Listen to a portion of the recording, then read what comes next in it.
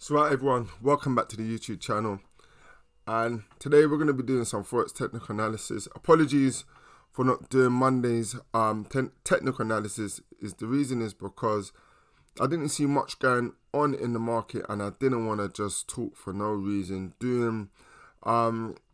Just talking through currency pairs where I didn't really see any setups, and we had the same support and resistance from the following week still active. So I decided to let the market play out, and I thought, yeah, let me do the video on Wednesday once the market has played out.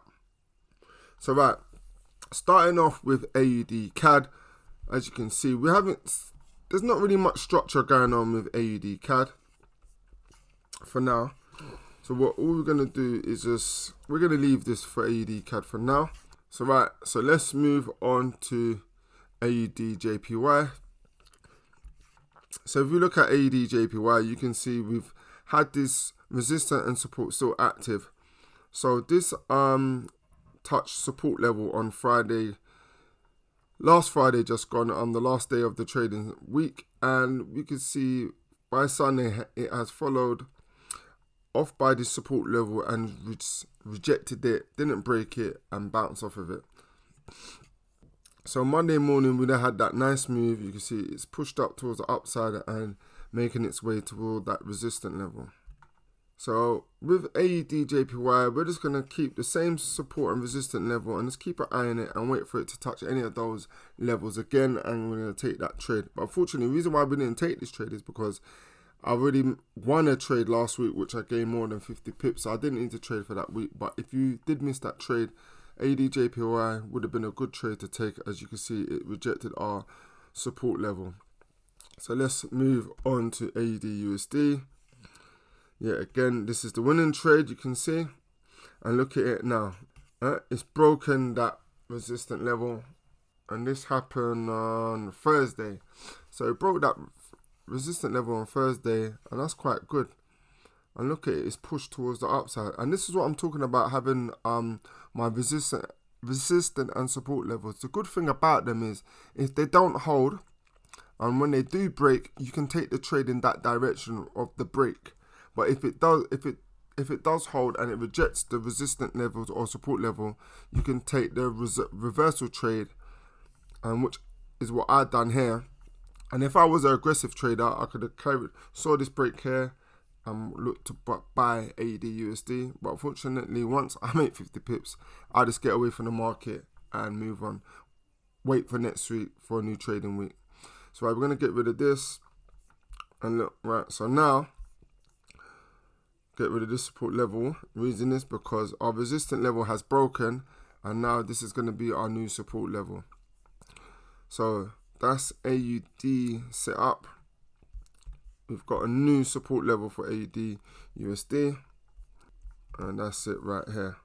So let's move on to Euro AUD.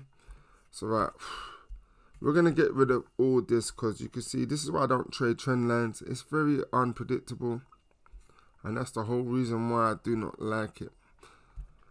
What I'm seeing with Euro AUD, this nice support level right here.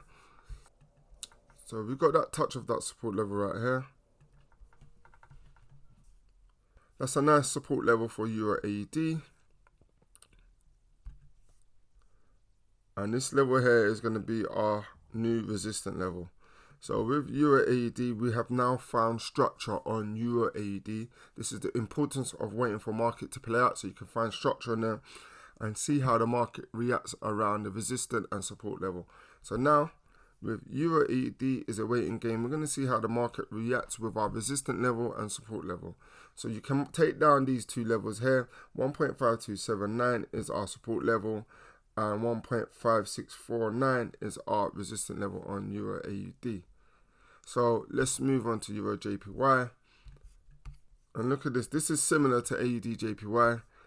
Our support and resistance level are holding. They did not break. We had the false breakout here, but this wick here let us know that the market is rejecting that level very much and is not looking to break. So it's a very strong indication that the market cannot break this support level right here.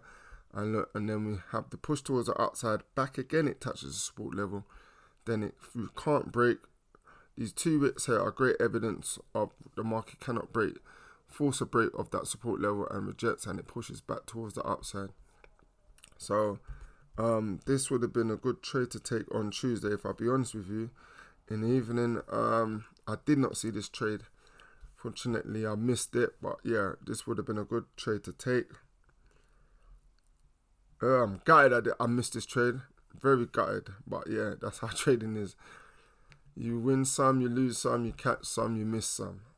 So let's move on to Euro USD. I'm not really seeing anything I like on Euro USD, if I'll be honest with you. It's going to remove everything. I can't find any real structure on Euro USD, so I'm going to leave that for now.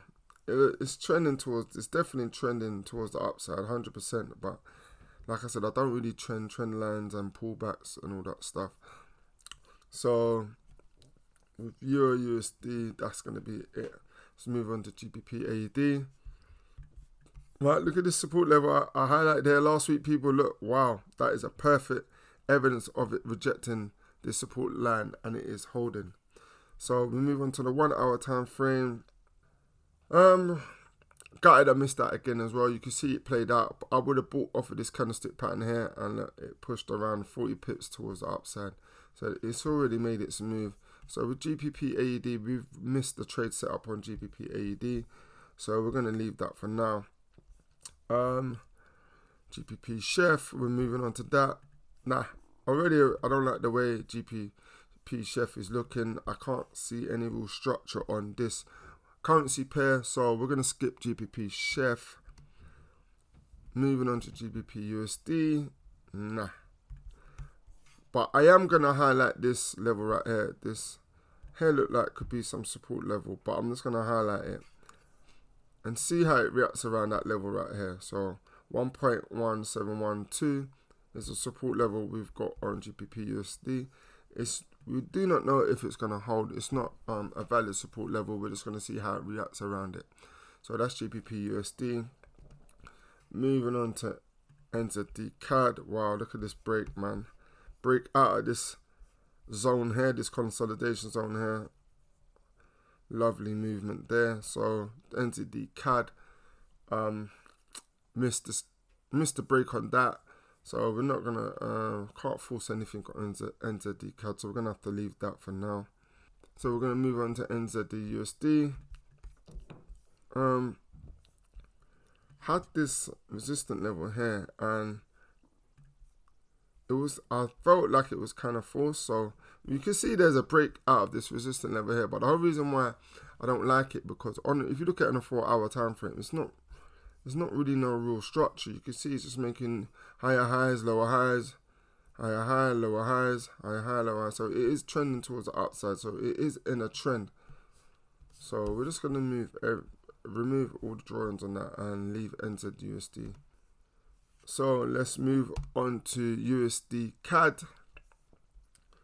So with USD CAD, I'm not seeing any real structure. I'm going to remove everything. You can see it's still trending towards the downside. So this is trending quite perfectly. Still below the EMA. So yeah, we're going to leave that. Let's move on to USD JPY. Same situation with USD JPY. Look, this support level broke. This was a nice breakout last week. Look at that candlestick. And wow, that push at least. This looks like a 100 pip move towards the downside. So that would have been a nice catch. So fortunately we missed that as well. That's the bad thing about when you do win a trade early and you look back at it the following week, you see all these trades set up, play out, you're like, oh my gosh, there's plenty more trades to take. But unfortunately, I do not overtrade. But that's the good thing about when you take these support level. Other traders, you can take them, and it's up to you if you want to continue trading from those support levels. When the break or the reversal happens, it's up to you if you want to get in on more trades. But yeah, that's another trade set up on USD JPY that we missed. So I ain't gonna see nothing on that. Gonna remove all the drawings, and we'll probably come back to this next week and see if we can find any structure on USD JPY. And yeah, that's pretty much it. I know you don't keep thinking, why I've always got gold in there. I should remove gold really. So that's pretty much it. So just to recap, what I'm going to look at for this week is probably AED JPY. Put that in the short list.